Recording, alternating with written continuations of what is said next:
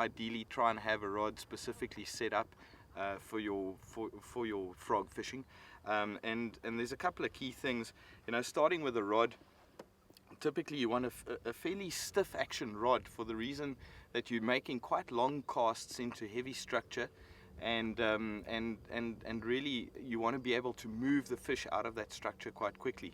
So typically a longer rod, 7'3" to 7'6" length is fantastic for that.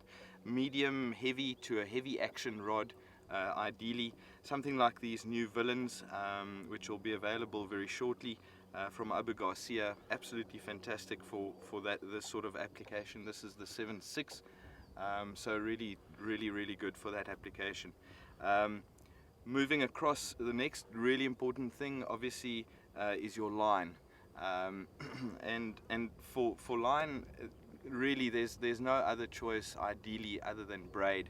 And the reason for that is because the braid doesn't sink, first of all, but most importantly doesn't have any stretch.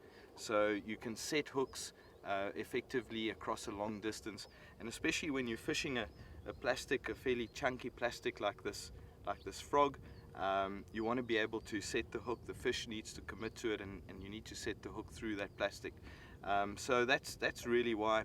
And of course, as far as reels are concerned, you want a fairly fast action reel which you can move the fish 6.4 to 1 or 7.1 to 1 gear ratio, and certainly something with a solid drag.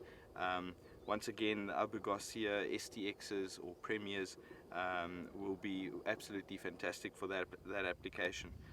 So all in all, probably the most important thing is really getting your frog set up right before you're going to really reap the rewards and the successes.